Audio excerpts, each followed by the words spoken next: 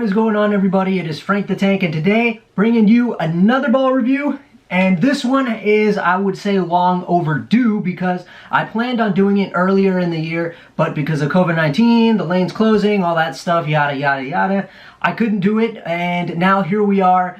God knows how many months later. It's long overdue, but I guess you could say better late than never. But yeah, today we're finally going to be looking at the Wild Streak. Finally. You know, I was getting like sick and tired of seeing that thing just stashed in my closet, not being able to use it, but now I'm finally going to be able to get to use it. So, how this happened was basically, I can't remember what ball review I put out, but I remember I did a ball review, and then somebody in the comment section told me that I need to try the Wild Streak, and I told him to convince me to try, and boy was he ever so convincing. And the funny thing is by some coincidence, Jason Belmonte ended up using this ball, and he ended up winning his 12th major, U.S. Open, for the first, and he ended up getting the Super Slam, I believe is what it was, making him only the second person in PBA history to ever do so, right behind Mike Albee, who was the first ever. So now Mike Albee is no longer the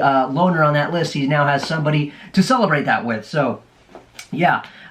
Definitely multiple things in one that he accomplished there. He won the U.S. Open for the first time, finally, after God knows how many attempts. Completed the Super Slam, got his 12th major, and he was using this. So I decided that I was going to put the exact same layout that he did, and I'm going to see how it works for me. So I didn't really have a whole lot of success with the last ball that I put pin down on, and I believe that was the High Road Nano.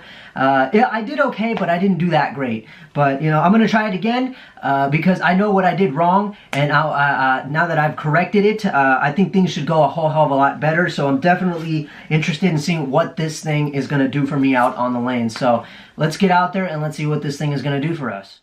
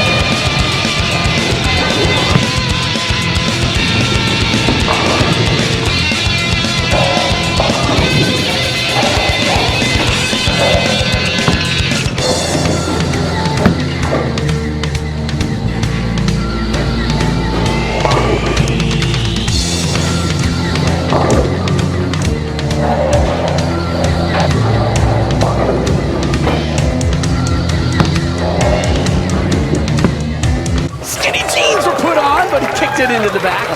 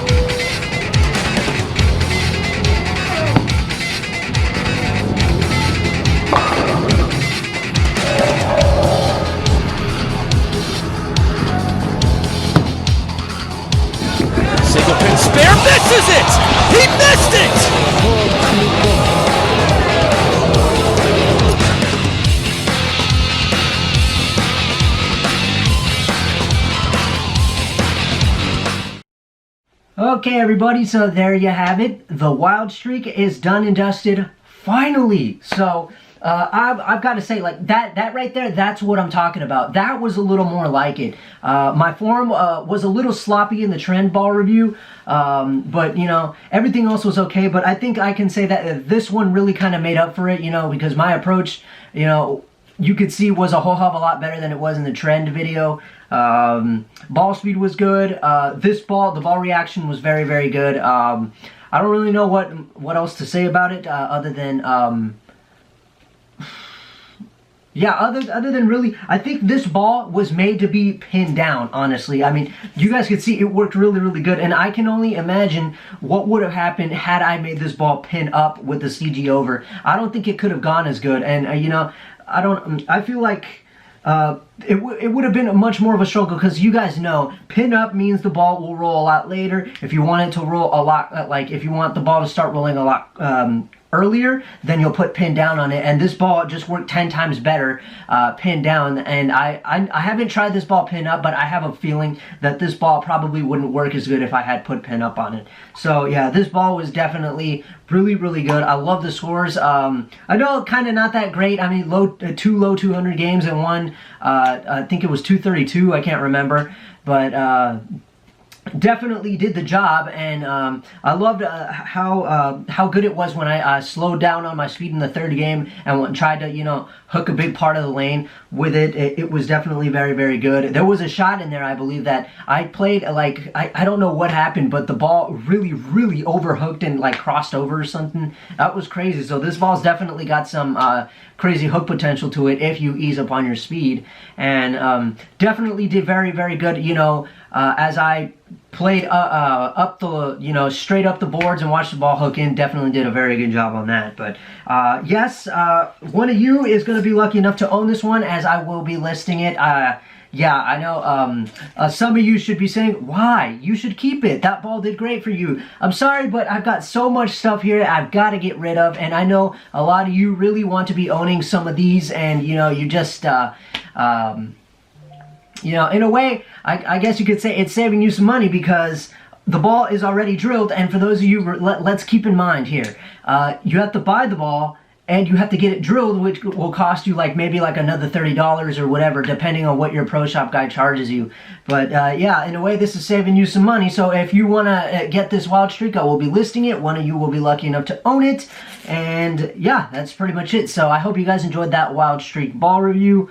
I know I did. It was a whole hell of a lot of fun. I haven't really decided what I'm going to do for the next ball review, but I'm sure it'll come to me as I go along with this. But anyway, yeah, I'm Frank the Tank. That was the Wild Streak. Hope you guys enjoyed. Catch you in the next review. Later.